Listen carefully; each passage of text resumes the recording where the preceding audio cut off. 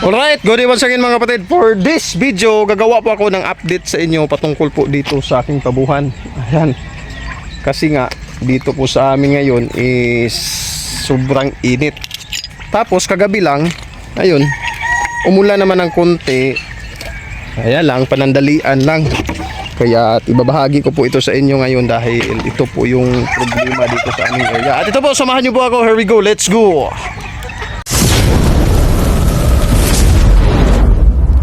Ito na po yun. Diyan po ako mostly nagpre-prepare ng kanilang mga pagkain mga kapatid. Tapos ngayon ito po yung aking dala. Ayan, lanta, patapo na gulay. Tapos yung kabila, kunting prutas na overripe. Patapo na po yan. Tapos sapal ng taho. So, bali yan po yung aking pabuhan mga kapatid. So ngayon ipapakita ko po sa inyo dahil problema kasi dito sa area na ito.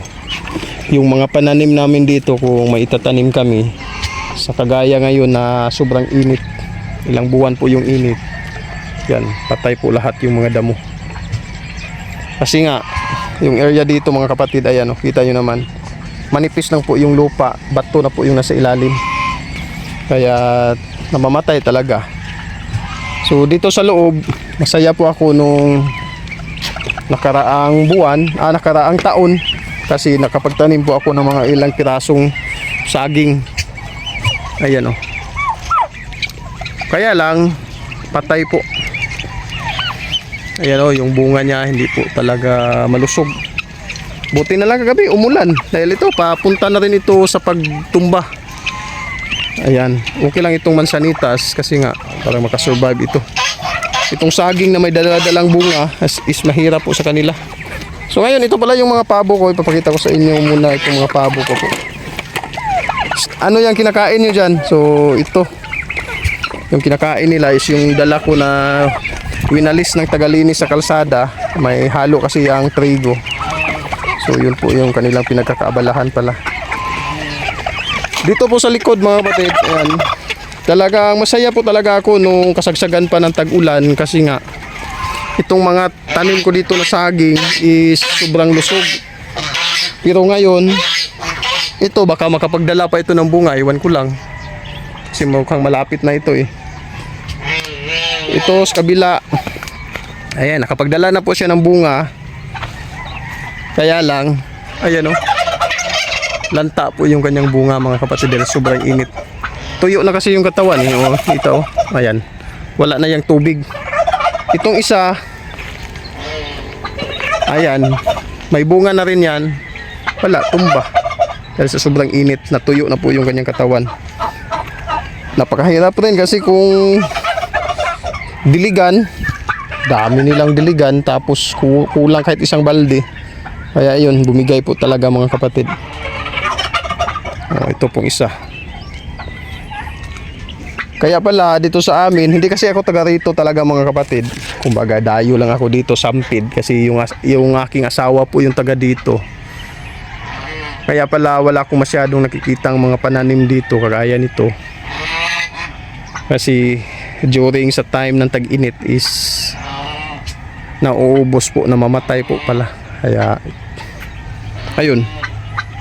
Maging yung mga Madrid de Agua, kahit Madrid de Agua po, hindi po nakakaligtas, patay rin sa sobrang init. Manipis na kasi yung lupa dito sa area na ito, mostly is mga bato.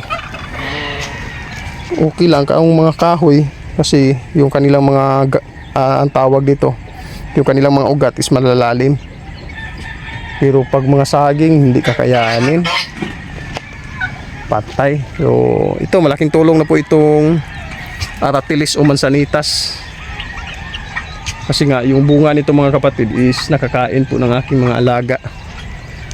Once nalalaglag itong mga hinog, kagaya nito, itong mga hinog, ayan o, hinog, kuha pa tayo ng hinog, bibigay natin sa ating mga bugoy na alaga.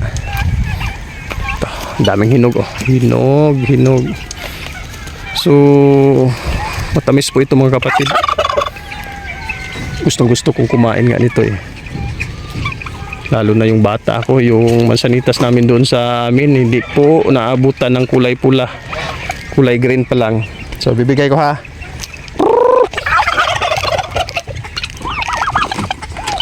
Ayan. So kanila po yung kinakain.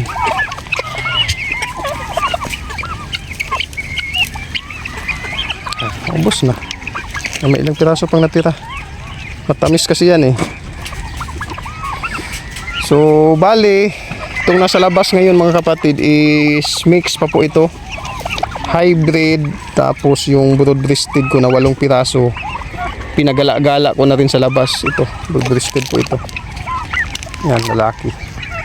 Tapos yung iba mga hybrid. Ito babae, broad-breasted po ito. Uy, may sapot. Nahigtan. Hopya. Awa, awa. Agoy, nahigtan man ka, uy. Ali, ali. Yan, alis na. So, ayun, binigay ko lang po sa inyo mga kapatid kasi nga problema po talaga dito sa amin, yung mga pananim is namamatay during sa kasagsagan ng tag-init. Lalo na kung hahaba pa siguro yung init. Kaya yung isang paraan sana is magtanim para sa kanilang mga pagkain is hindi po maaaring mag-success. Kasi nga namamatay. Yung mga Madrid de Agua ko po hindi po talaga lumaki. Lalo na pag tag-init, kukunan natin ng pang dagdag sa kanilang pagkain, mamamatay rin yung Madrid de Agua. Lalo na pag tag-init, ay isapulan.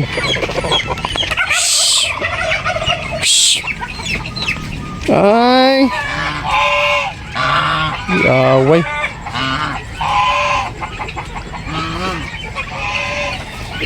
So, ayan, para-paraan na lang po talaga kasi nga kung pananim ang pagbabasihan para may pandagdag na pagkain dito sa amin. So sa panahon ng tag-init is mahirap. Yung iba nating mga kapabo is pabor po sa kanila kasi yung kanilang area is may mga matataba pong lupa. Tapos during sa tag-init hindi po mamamatay yung mga pananim na pwedeng ipakain sa ating mga alagang pabo. So, isa pong alternatibong paraan ko po na ginagawa dito sa aking pabuhan para makamura ako ng konti sa kanilang pagkain is yun pong mangulikta ko sa palengke. Kagaya yung konti kong dala mga kapatid. Yun po yung aking isang paraan. Kasi nga, hindi maaasahan yung mga pananim na pwedeng itanim dito sa aming area para pandagdag sa kanilang pagkain.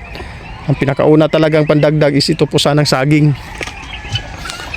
Kaya lang wala, negative po.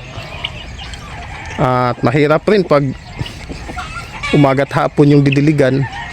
Pwede mag-success pero para sa akin is mahirap. Kasi nga time consuming po. And then pag makalimutan nating magdilig, mamamatay pa rin. So ayan, so ang pinaka gusto ko pong ibahagi sa inyo is kung mag-aalaga po kayo ng pabo mga kapatid, isipin nyo po mabuti kung ano pong magandang gawin ninyo.